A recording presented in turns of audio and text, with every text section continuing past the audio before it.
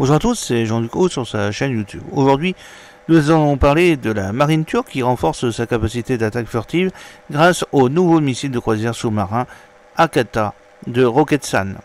Lors de la 17e édition du Salon international de l'industrie de défense, IDEF 2025, qui s'est tenu à Istanbul, la Turquie a officiellement présenté le nouveau missile de croisière sous-marin Akata, conçu par Roketsan. L'Akata est une version encapsulée du missile antinavire Atmaka, déjà en service dans la marine turque.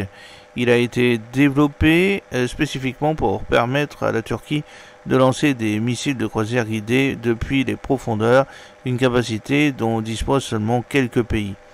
Le système utilise une capsule scellée pour permettre un lancement immergé depuis des tubes lance-torpilles de 533 mm de profondeur, comprise entre 15 et 60 mètres. Après sa sortie de l'eau, la capsule se sépare et le missile poursuit sa trajectoire vers sa cible grâce à un propulseur à propergol solide et un turboréacteur. L'encapsulation de l'Atmaka permettra aux sous-marins turcs de frapper des cibles mobiles ou fixes sans faire surface, améliorant ainsi la survivabilité et augmentant l'effet de surprise lors des engagements. Le missile est basé sur la plateforme Atmaka, initialement développée pour remplacer le missile Harpoon de fabrication américaine dans la marine turque. La variante encapsulée Akata conserve les caractéristiques de l'Atmaka, notamment sa portée de plus de 250 km et une ogive à fragmentation hautement explosive de 220 kg, conçue pour les missions anti-navires et d'attaque terrestre. Le missile Akata mesure 7 mètres de long, pèse 1,2 tonnes et a un diamètre de 533 mm, ce qui le rend compatible avec les systèmes de lancement sous-marin standard. Son système de guidage intègre la navigation inertielle, le positionnement global, un altimètre barométrique et radar, ainsi qu'un autodirecteur actif radar. Il peut effectuer des missions de jour, de cible par liaison de données, des réattaques et des abandons de missions, et est conçu pour frapper aussi bien des cibles mobiles de surface que des cibles fixes côtières ou terrestres. Le missile a été testé avec succès pour la première fois le 12 mars 2025 depuis le sous-marin TCG Preves S-353 de la marine turque. Cet essai a confirmé les performances de lancement et de vol du système en conditions immergées. Des images de l'essai ont montré l'Akata émergeant d'un lance-turpille, atteignant la surface, se séparant de sa capsule et passant en vol de croisière. Le test s'est déroulé en présence du président de l'agence de l'industrie de défense, Haluk Gökün, du commandant des forces navales turques, l'amiral Heküment Taoğlu, et du PDG de Roketsan, Murat Ikinci. Le missile était auparavant appelé Atmaka encapsulé, avant d'être officiellement baptisé Akata. Selon les déclarations faites lors de l'événement, cette capacité devrait contribuer à la capacité de la marine turque à mener des opérations maritimes indépendantes dans le cadre de la stratégie de sécurité maritime de la Turquie, la Patrie Bleue. L'Akata a été conçu pour offrir une flexibilité stratégique et tactique en permettant des attaques de missiles de croisière depuis des sous-marins immergés. Son concept de lancement en capsule vise à réduire le risque de détection lors du lancement et à accroître la survivabilité des sous-marins en évitant la remontée en surface. L'Akata conserve une faible surface équivalente radar et effectue des profils de vol rasants, ce qui, combiné à son type d'ogive et son guidage de précision, augmente sa capacité de pénétrer les défenses et à frapper avec précision. Le missile utilise un propulseur à propergol solide pour l'accélération initiale et passe à un turboréacteur en phase de croisière. Ce format encapsulé ajoute un nouveau mode de lancement à la famille Atmaka qui comprend déjà des versions de lancement naval, à lancement côtier par batterie et à lancement terrestre.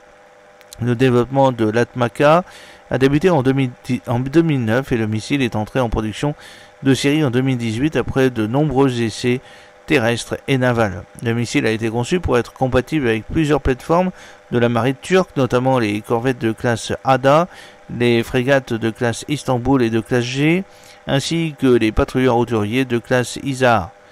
Il a également été intégré au système de défense côtière Barbaros. La famille Atmaca comprend une variante terrestre, le Kara Atmaca, qui a démontré des portées supérieures à 400 km et propose des options de tête chercheuse supplémentaires, comme l'imagerie infrarouge. Les projets futurs incluent l'intégration d'un système de lancement vertical et la compatibilité avec les sous-marins locaux de classe Milden, actuellement en développement.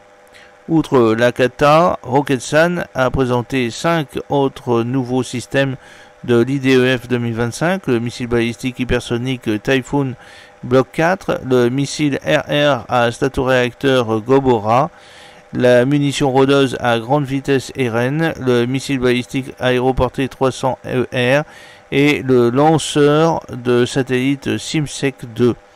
Le Typhoon Block 4 a été décrit comme le missile balistique à plus grande portée de Turquie avec une portée de près de 1000 km et un poids de 7,2 tonnes.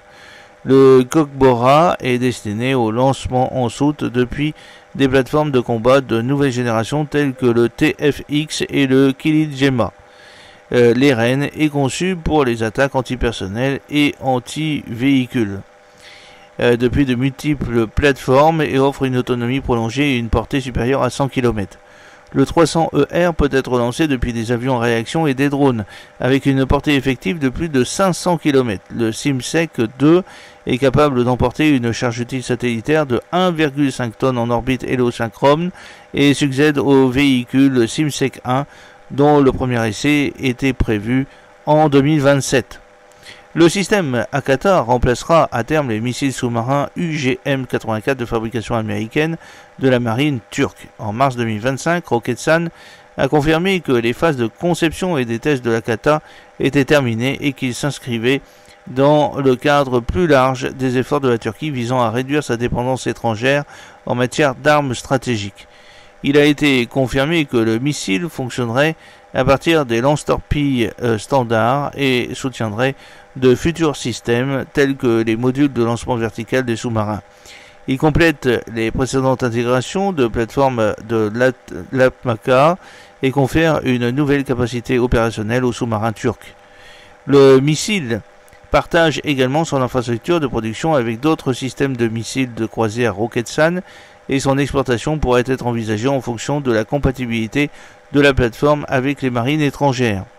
L'acquisition par la Turquie d'une capacité locale de missiles de croisière lancés par un sous-marin avait été annoncée en 2021 et un prototype de capsule avait été présenté pour la première fois lors de la cérémonie de remise du sous-marin Peri Reis. L'Akata adopte un concept similaire à celui de l'UGM-84 Harpoon, le missile étant lancé depuis sa capsule après son atterrissage. Les responsables de Roketsan ont souligné que le système élargit les options de frappe des sous-marins au-delà des torpilles, permettant des engagements à longue portée contre des cibles maritimes et terrestres. Des sources militaires ont noté que les missiles de croisière encapsulés sont moins susceptibles d'être détectés que les torpilles et les missiles lancés en surface et que la configuration de l'Ataka rend l'interception plus difficile. Le test effectué par le TCG Preves a démontré cette capacité en situation de déploiement réel, marquant une étape importante dans les capacités de déploiement de missiles stratégiques de la Turquie. Comparé à d'autres missiles de croisière anti-navires lancés depuis des sous-marins, la portée de l'Akata, supérieure à 250 km, le place au niveau de l'UGM-84 Sub-Harpoon Block 2, qui atteint environ 280 km et légèrement en dessous du 3M54E1 calibre russe, qui dépasse les 300 km en configuration d'exportation. L'ogive à fragmentation hautement explosive de 220 kg de l'Akata est comparable au poids de 221 kg du Harpoon et aux 165 kg de l'Exocet SM-39, mais plus légère que la version de 400 kg du calibre. Son profil de vol rasant et son autodirecteur radar actif reproduisent les profils de guidage du RBS-15SF-3 suédois et de l'Exocet SM-39 français, tous deux conçus pour la survie en phase terminale. La compatibilité de l'Akata avec les tubes lance-torpilles standard de 533 mm sans nécessité de système de lancement vertical, le rapproche opérationnellement du SM-39, lui aussi lancé via un tube lance-torpille encapsulé. Cependant, la capacité de liaison de données dérivées de l'AMTACA permettant des mises à jour mi-parcours et un potentiel de réattaque confère à l'ATACTA une flexibilité que l'on ne retrouve pas dans de nombreux systèmes d'exportation comparables. Bien qu'ils n'atteignent pas la portée étendue des missiles de croisière longue portée plus récents, tels que le missile d'attaque navale dont son concept lancé depuis un sous-marin encore en développement, l'Akata offre à la Turquie une solution compétitive produite localement au sein de la génération actuelle d'armes anti-navires lancées depuis un sous-marin. J'espère que cette petite vidéo vous a plu. N'oubliez pas de cliquer sur le pouce pour la promouvoir, de vous abonner si ce n'est pas encore fait et de partager cette vidéo sur vos réseaux sociaux.